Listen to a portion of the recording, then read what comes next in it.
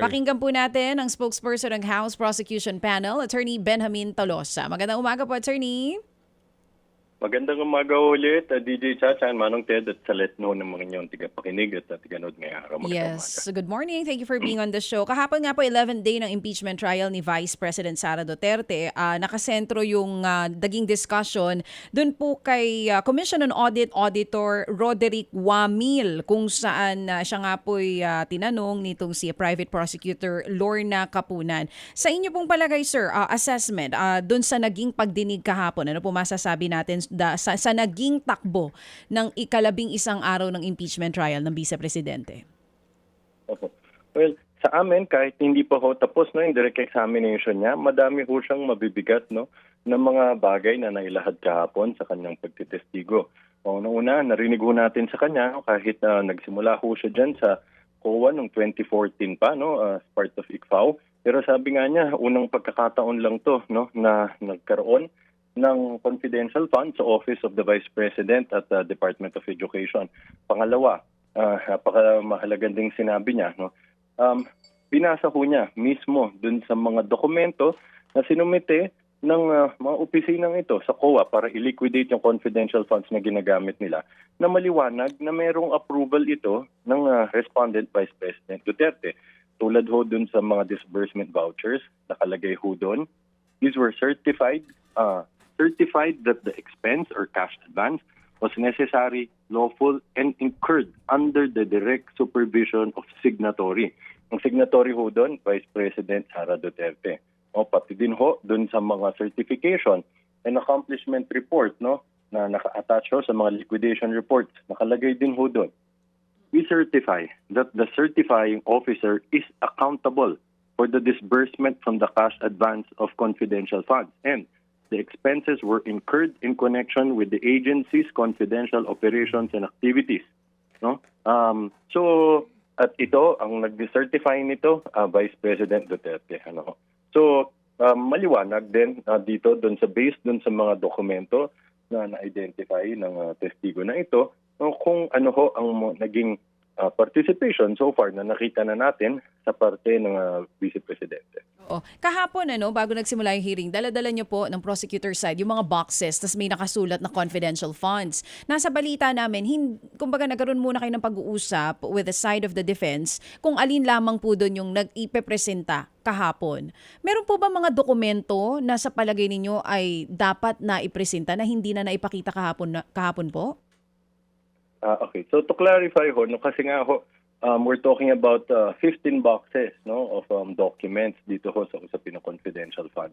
Kahapon, para ho mapabilis yung paglilitis kahapon, we asked them to stipulate, meaning mag-agree na sila, sumang-ayon na sila na itong mga dokumento namin ay authentic, para hindi na kailangan isa-isahin pa ng aming testigo. Bakit ho namin hiningi yun? Dahil itong dokumento na to, common exhibits ho ito, parehong minarkihan ng magkabilang panig. In fact, nanggaling ho ito mismo sa Vice Presidente, dahil ito yung mga liquidation reports na sinubmit ng Office of the Vice President and Department of Education sa COA. Ngayon ho, during the preliminary conference, kami na ho ay nag-request na mag-stipulate na noon pa lang, i-compare na namin yung kopya na hawak namin para mapabilis. Pero hindi ho sila pumayag doon. Kaya nakita ho natin kahapon, nagkaroon ng delay ng mga 1 oras para doon ho nag-usap yung magkabilang panig.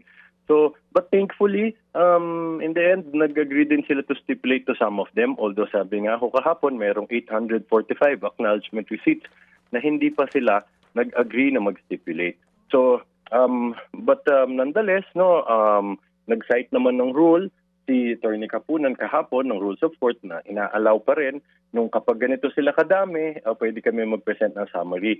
Ganun pa man, we will present at least a sampling or some of those acknowledgement receipts. Na nasimula naman natin kahapon, nakita natin yung, for example, yung Mary Grace Piatos, yung mga andilim, pikit, mga ganun. Oo. So, tama po ba yung dinig ko? May 845 acknowledgement receipts ang hindi inalaw ng depensa?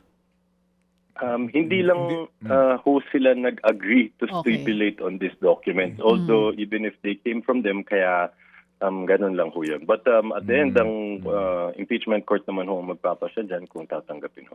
Oo, kasi nga po kung bawat isang acknowledgement receipt ay ipepresenta, it will take decades, no? Tama po. Oo, kasi nga bawat isa, 'di ba? Ilang minuto 'yan. At saka yung mga, kung yan din, bawat isa isusuriin po ng defense. So, para ho mas mabilis nga, ano yan, kayo na lang po nagdesisyon sa prosecution kung ano-anong mga acknowledgement receipt ang inyong ipepresent sa court. Yes sir, Manong Ted, ganun ho yung Opo. nangyari kahapon. No? Dahil kahapon nandun pa lang tayo sa last quarter of 2022. Pinag-usapan natin doon, 845. No? Ngayong araw, magpe-present pa tayo ng much more dahil ang pag-uusapan natin yung 3 quarters of 2023. So, asahan natin, titingnan din natin kung willing sila to stipulate dyan o kung hindi. Sabi nyo nga, maubos talaga ang oras ng korte kung isa-isahin natin yan. So, kailangan na Opo. probably Sige. we'll just So, choose na. so ito pong nangyari kahapon na mga paghaharap nyo ng acknowledgement receipts, no?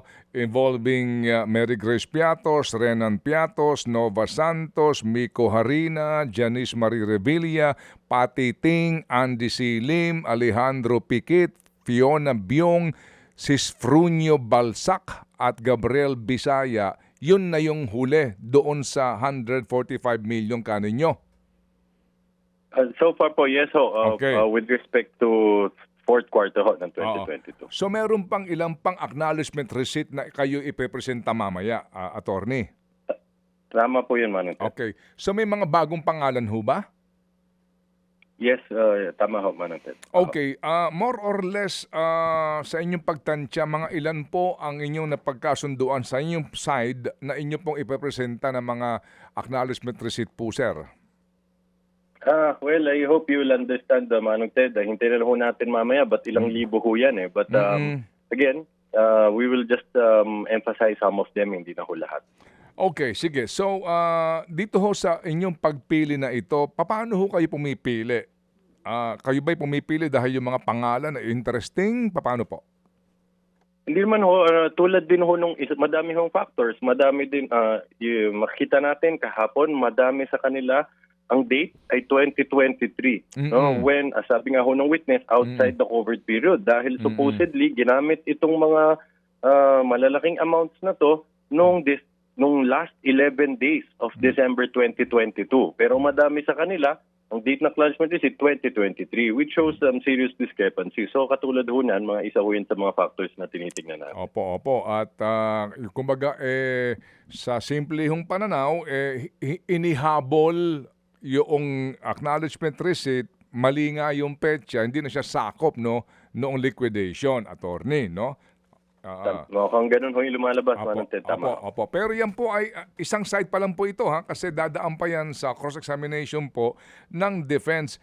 Sir, kung mamarapatin po ninyo, meron ba kayong mga tetestigo na mga taga-National Statistics Office para sabihin na itong mga si Andy C. Lim, itong si Alejandro Piquet, si Fiona Biong, itong si Miko Harina, of course, yung dalawang Piatos ay non-existent?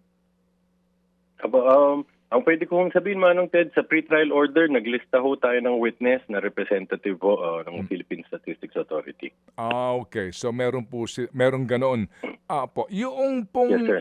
pong sinasabi ni Senator Ping na sana magkaroon kayo ng subject matter expert on the disbursement of confidential fund. Meron na ho ba kayong nahanap?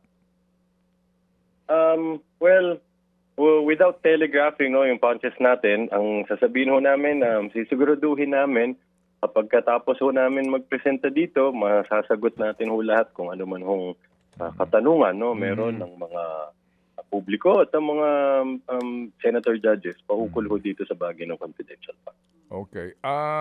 Within the day po, ano ang ma-accomplish po natin kaya, Attorney Tolosa, para po sa inyo pong prosecution side today? Oho. So pipilitin ho nating matapos na yung direct examination nito ni Attorney Wamil. So unahin ho nito, mamaya tatapusin yung confidential funds na tigwa 125 million for first quarter, second quarter, and third quarter of 2023. Tapos pupunta naman ho tayo sa Department of Education na nagkaroon din ho siya no, ng 3 quarters doon na meron siyang confidential funds amounting to 112.5 million. Okay. And then, hanggang kailan po ito sa inyo pong itinakdang schedule, sir? I hope you don't mind me asking. Mga more or less, kailan po ang tapos nito, including po yung cross-examination kaya para mapakinggan na po natin yung, di ho ba ang next ditong article ay yung sa bribery na? Tama ho yun. So dito ho, well, with respect to this witness, pipilitin nating matapos na yung direct examination na today and hopefully cross-examination din matapos na. Now, as a whole, itong buong usapin ng confidential funds, ang binigay ho sa amin dito, 30 trial dates, no? But although ito yung pinakamadami na binigay sa atin na araw, no? Para magpresenta ng ebidensya. Although pipilitin naman namin na hindi na kailangan ubusin lahat po yung trial dates na yan para mas mapabilis po tayo. Opo. Tulad ho ng ginawa namin sa threats, pinaiksi natin, ganyan din ho yung goal natin dito. Opo. Yung pong bank records na humingi nga po ng palugit pa yung ilang bangko, no? 10 days po, banking days ang hinihingi nila. Yung po, sir, pag natanggap na po ninyo, you are now studying it and then you will have to have a pre-trial conference muna po ba? Para po sa stipulation? Para ho, kasi di ho ba bago hong mga dokumento ito, bago mga ebidensya ito, supposed to be? Tama po yung tanong niya, Manong Ted, no? Dahil nga napakadaming dokumento, nakita natin kahon-kahon talaga para din mapabilis pag nakuha na. Most probably will ask for a pre-marking conference para mamarkahan na yan at hindi na kailangan gawin sa mismong in open court pa. So, ang tinakdahong deadline sa kanila with the extension is until August 13 ho, no? So, so far, ang decision ng impeachment court, hihintayin na makumpleto bago mabigyan ng kopya yung magkabilang panig at inaaral muna din ito ng impeachment court bago ho ibigyan ng pagkakataon ng both parties na makakuha din ho ng sariling kopya namin. Hindi nyo pa nahahawakan yung mga unang kopya. Wala pa po, Manong. Okay, sige. So, interesting na malaman kung ano po mga laman yan. But mamaya po ulit, we will be watching, attorney. At salamat po sa inyo pong panahon. Anytime po, sir. Magandang umaga ulit. Thank you. Mga kapatid, patuloy po kayong tumutok sa 105.9 True FM para sa totoong balita, impormasyon, music and entertainment. Mag-subscribe sa aming YouTube channel at podcast at sundan nyo kami sa Facebook, Instagram, X at TikTok sa True Network PH. Bisitahin din po ang aming official website, truefm.ph. At panoorin din kami sa True TV Signal, Channel 19. Kami po ang 105.9 True FM. Laging true sa'yo, kapatid.